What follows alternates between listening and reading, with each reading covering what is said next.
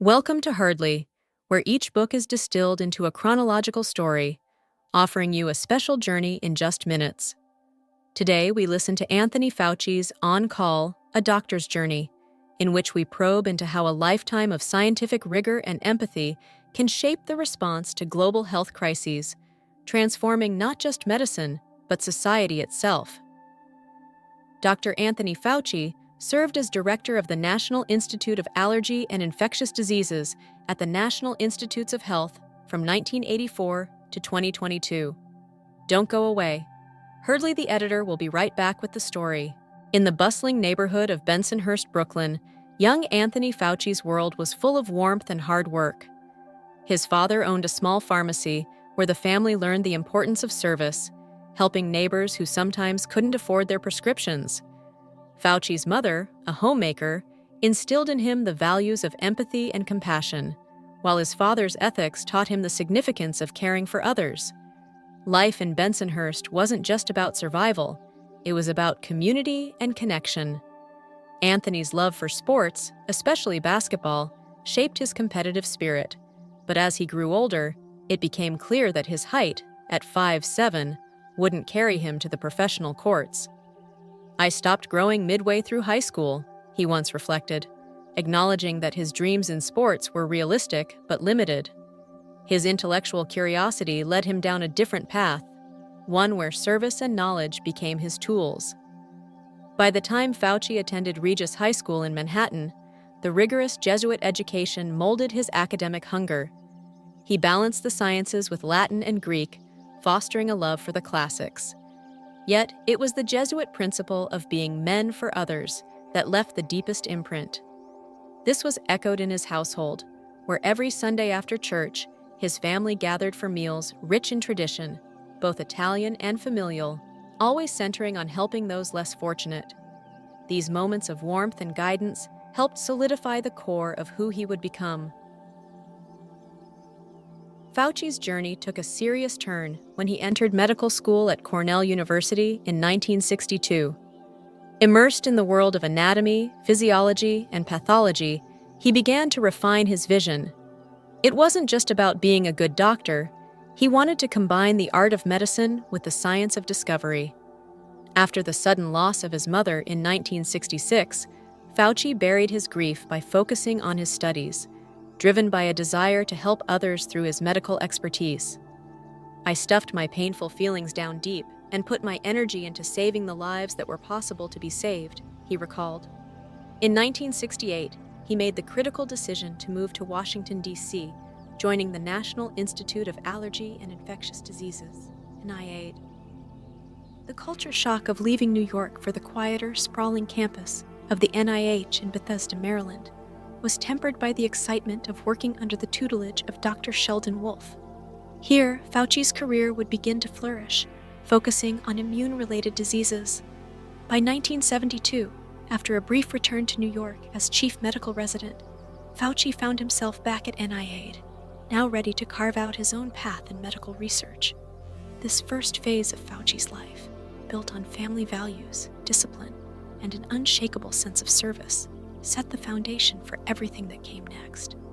His decisions were always anchored in empathy and an analytical approach to problem solving. It's clear that his upbringing and early career were driven by the desire not just to succeed, but to make a real difference in people's lives. This, combined with his growing expertise in infectious diseases, set him on the course to respond to some of the world's greatest public health challenges. And while this chapter closes on the hopeful energy of a young doctor ready to make his mark, what follows is a sobering period, the beginning of the AIDS crisis, a global health emergency that would define the next phase of Fauci's career. It was 1981, and Dr. Fauci, like many others in the medical community, was initially puzzled by a report in the Morbidity and Mortality Weekly Report, MMWR, about 5 men in Los Angeles who had developed an unusual form of pneumonia. The details were troubling. These men, previously healthy, were all young and gay. "I had not yet searched the literature," Fauci later reflected, "but this had to be a brand new disease." At first, the report seemed like an anomaly, but soon, similar cases emerged in San Francisco and New York, signaling the start of something much larger. As Fauci would come to realize, this was the beginning of the AIDS epidemic, a crisis that would change the world and his life forever. Fauci, by then a rising star at the National Institute of Allergy and Infectious Diseases, NIAID, made a fateful decision. He redirected his research efforts entirely towards AIDS, even though at the time, little was understood about the disease. The fear was palpable. AIDS was not only deadly, but stigmatized, particularly because it disproportionately affected gay men. His decision wasn't without critics. Some warned him that he was abandoning a promising career in immunology for an unknown battle. Yet, Fauci felt compelled to act, not just as a scientist, but as a doctor who understood the immense suffering caused by this mysterious illness. In the mid-1980s, Fauci's lab became a critical hub for understanding the virus that causes AIDS, later identified as HIV. It wasn't just the science that was difficult. Fauci also found himself at the intersection of political and social activism. AIDS activists, frustrated with the slow pace of drug approvals, often protested outside the NIH, demanding faster action. Fauci understood their pain, yet he had to navigate the complex bureaucracy that governed drug testing and approval. He often acted as a bridge between the activists and the government, working tirelessly to speed up the process without compromising the science. His approach earned him both criticism and respect. As he recalled, "I was often a target of activists, but we eventually became collaborators. They were fighting for their lives, and I understood that." The work didn't stop at the laboratory or the United States. By the late 1990s, as the global scope of the AIDS pandemic became clear, Fauci's role expanded to international leadership. His efforts in the creation of the President's Emergency Plan for AIDS Relief, PEPFAR, in 2003 marked a historic moment in global health. This initiative, which has since saved millions of lives in Africa and other regions, was a testament to Fauci's enduring belief that health crises required global cooperation. "It wasn't just about science," Fauci explained. "It was about humanity. We had to think globally, or we'd never truly win this fight." Fauci's work during the AIDS crisis laid the groundwork for what was to come. His leadership style, balancing science, empathy, and policy, was forged during these difficult years. He learned how to navigate the complex web of politics and health, how to act quickly under pressure, and most importantly, how to remain focused on the people at the heart of every crisis. As we move into the next phase of his career, the lessons from the AIDS era would serve him well. The next battles, bioterrorism, pandemics, and more, would require the same relentless dedication and skill that carried him through the darkest days of the AIDS epidemic. In the wake of 9/11s, fear wasn't confined to terrorist attacks alone. The year 2001 brought another threat, the anthrax attacks, where letters containing anthrax spores were sent to media offices and U.S. Senate buildings. Dr. Fauci, still leading NIAID, found himself in the midst of yet another crisis. Bioterrorism, once a distant concern, was now a clear and present danger. Fauci quickly pivoted, advocating for increased research in vaccine development and bioterrorism preparedness. He was instrumental in the creation of Project BioShield in 2004, a government initiative to stockpile vaccines and drugs in preparation for potential biological threats. This was a shift from his earlier work. While AIDS was a slow-moving catastrophe, bioterrorism was the unpredictable monster lurking in the shadows. The mid-2000s brought new challenges. In 2014, the Ebola outbreak in West Africa sent shockwaves across the globe. With his experience in infectious diseases, Fauci once again took the lead in the U.S. response. His team worked tirelessly to support the development of an Ebola vaccine, coordinating efforts to contain the virus both domestically and abroad. The lessons learned from the AIDS epidemic, global cooperation, rapid research, and community outreach proved invaluable. "We were racing against time," Fauci recalled, emphasizing how critical it was to act quickly before the virus spread further. Ebola marked another chapter in his growing role as a global health leader. Then came 2020. COVID-19 was unlike anything the world had ever seen. The novel coronavirus moved swiftly, crippling health systems and disrupting life as we knew it. Fauci, now in his 80s, found himself once again at the forefront of a national and global response.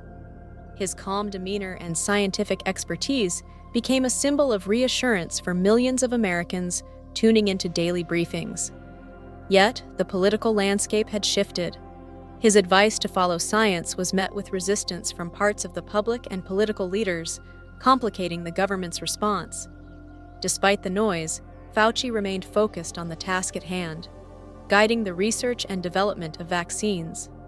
By December 2020, Pfizer and Moderna, two companies Fauci had worked closely with, were reporting more than 90% efficacy in their COVID vaccines. This would be the ultimate game changer, Fauci remarked. The rapid development of the vaccine, within a year of the virus's emergence, was a testament to his decades of dedication to public health. Through it all, Fauci's journey came full circle. The young man who once delivered prescriptions on his bicycle in Brooklyn had now delivered hope to millions, not just in America, but around the world. His leadership in bioterrorism preparedness, pandemic responses, and public health had shaped not only the present, but also the future of global health security. As Fauci retired in 2022, the world was still grappling with the aftermath of COVID-19, but his legacy in handling these crises, rooted in science, empathy, and steadfastness, remained clear. A deep sense of responsibility to protect human life drives someone to devote their life to science and global health. In this book, we see how empathy fuels the motivation to act, while rigorous research ensures that every step taken is effective. Dr. Fauci's leadership during crises like AIDS, anthrax, and COVID-19 shows how personal compassion blends with scientific precision, ensuring that public health responses save lives without sacrificing integrity. This balance between care and knowledge is what defines true resilience in global health. As the editor of Herdley, through studying the lessons above, we can envision a future where scientific leadership is paired with compassionate communication, preparing us for the unforeseen battles yet to come. Throughout Dr. Fauci's journey, one thing remains clear: a life dedicated to science and empathy can change the course of history. From his early days in Brooklyn to the battles against AIDS, bioterrorism, and COVID-19, his guiding principle was always to combine rigorous science with humanity, a key to solving global health crises. One remarkable story that highlights this occurred during the 2003 anthrax scare. At one point, when Fauci's team was working tirelessly to develop countermeasures, they faced the daunting task of testing a new vaccine in time to respond to the potential threat. It was a nerve-wracking period, with immense political pressure and public fear. But rather than rushing into unproven methods, Fauci insisted on thorough testing, ensuring that the safety and efficacy of the vaccine were never compromised. His refusal to cut corners, even when the stakes were high, earned him a reputation for unwavering dedication to public health. It was this approach, prioritizing science while balancing immediate needs, that ultimately saved lives. This moment serves as a powerful reminder of the importance of patience, integrity, and steady leadership in the face of uncertainty. In the end, Fauci's story shows us that preparation and empathy go hand in hand in the fight against health crises. His life serves as a reminder that the real game changers are those who refuse to sacrifice long-term safety for short-term relief, and who always keep humanity at the center of science.